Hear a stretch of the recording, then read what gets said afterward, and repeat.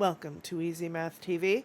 We're going to continue our discussion of continuous random variables, and we're starting to get into this idea of inferential statistics, and but we need to talk about the normal distribution first. So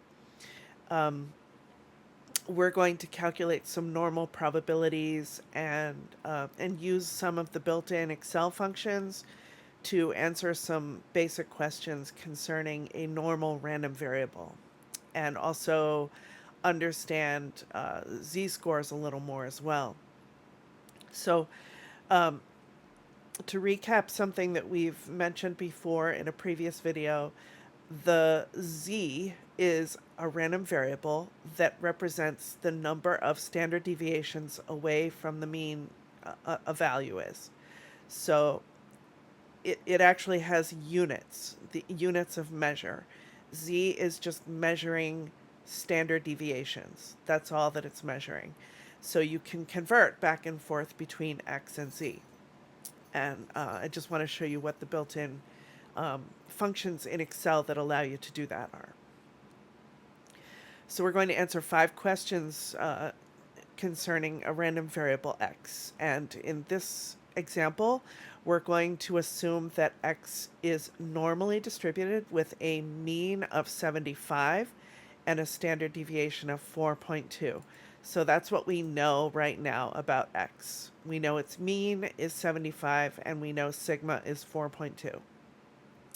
So the first question we're going to answer is, what is the probability of X being less than 82? So the 82 I have highlighted, or I've colored it in orange. Those are anything you see in orange here could be different based on the question that's being asked. So that's the thing that we have to provide into the function. Anything that's in purple, so the 75 and the 4.2 is in purple, those are numbers that are actually given to us in the problem as parameters, okay? So in order to calculate probabilities of a random variable X, we have to use a function in Excel called the norm.dist function. So up here in cell C2, I have typed in exactly what you see here in quotes. It's equals norm.dist, and then in parentheses, we have the X value that we are interested in, which is 82, comma, then you put the 75, which is your mu, then you put a comma and you put the sigma value, and then a comma and you type the word true, and then close parentheses. So I can just double click on here and you can actually see that it's actually typed in there, equals norm.dist, parenthesis 82, comma 75, comma 4.2, comma true, close parentheses. So it has to be in that order. If you get them out of order, then Excel will give you the wrong answer. So inside the parentheses, it has to be your X value, comma, your mean, comma, your standard deviation, comma, the word true, and hit enter.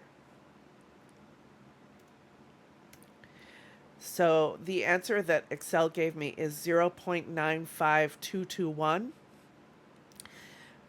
So depending on who you're supplying the answer to, you may be asked to round it to a certain number of decimal places, but usually we respond with numbers to 4 decimal places. So most likely you would be giving 0.9522 as your answer.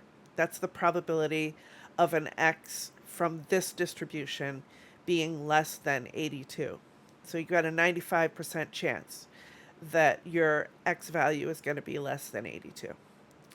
As a follow-up to that question, what if you have a double-sided probability where it wants to know what the probability is of getting an X between 2 numbers? So I've taken care of that here in row 3. In row 3, basically you need the norm.dist function twice. You basically need it for the value 83, which you see here. So that's norm.dist 83, 75, 4.2 true. And then in column E, I have the norm.dist for the number 70. So I started with the larger value over here in column C, and I did the smaller value over here in column E. And again, it's just the same exact function, Excel function, equals norm.dist, but instead of the 83, I put the 70 in, and the 75 and the 4.2 has not changed, and the last thing we type in is true, close parenthesis. So to get the answer to that question, you have to subtract those two values. So in column F here, in cell F3, I've typed equals, and the value from C3 minus the value from E3. And I hit enter. So the probability of X being between 70 and 83 is 0.85466, or if you round it to 4 decimal places, it's 0.8547. And that's the probability of X being between 70 and 83. So you've got an 85% roughly chance of that happening. And then I have a note here. If you're answering the question of the probability that X is going to be greater than something, then you simply do what we did in question 1, do it that way, and that's going to give you the less than. Whatever that number is, you just subtract it from 1. So if we wanted to know the probability of X being greater than 82, it would just be 1 minus 0.95221. Which is going to be a little less than 5%. Okay, so just subtract it from 1 if the problem asks you for the probability of X being greater than something. All right, so that covers normal probabilities for a given value of X, or a range of values of X. Question 2 has to do with, you're given a percentile and it wants to know the X value. So for question 2, we need an Excel function called norm.inv, or norm.inv. Inverse that's short for inverse. So you're kind of doing the inverse here. Here you know the probability, and we want to know the value of X. So in cell C4, I would type equals norm.inv parenthesis, and then the first number you give is the percentile, so that's 0.95. Notice that's not a whole number, 95, that's a decimal, so you have to change the percent to a decimal. But then the two numbers that come after that are exactly what we know about X, the mean and the standard deviation. So you have to start with your probability value, and then the mean, and then the standard deviation. And there is no true or false here. It's just those three things. Hit enter. And the answer to that would be X equals 81.9. Probably shouldn't round it all the way. Probably shouldn't give the X as 81.908, just because, there just isn't a reason to round it further than 1 decimal position. So you would just say X equals 81.9, or possibly even just X equals 82 would suffice as well. Question 3. Now, questions 3 and 4 have to do with z-scores. So for this particular value, it could be for this X, or it could be for any X.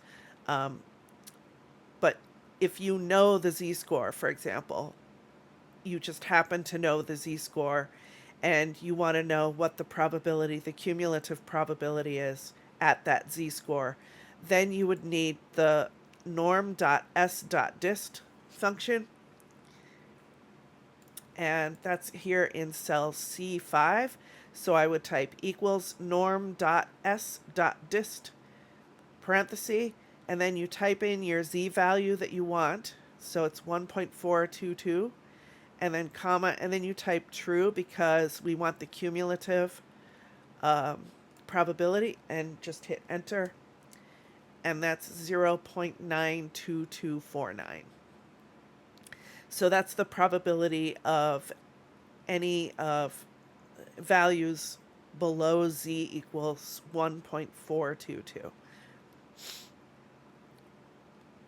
Question 4, what now we want to know what the z-score is. So like if you're given the percentile and maybe you're not interested in x, but you want to know what the z-score is there. You want to know how many standard deviations it is away from the mean.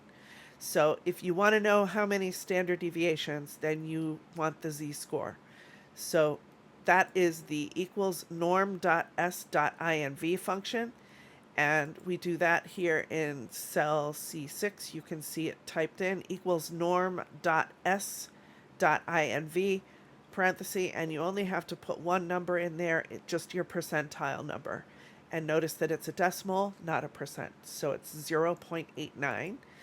So basically, what is the 89th percentile as a z-score, or in terms of standard deviations? And the answer to that is 1.23. So in any normal distribution, basically, what that means is the 89th percentile is going to be 1.23 standard deviations away from the mean. Okay?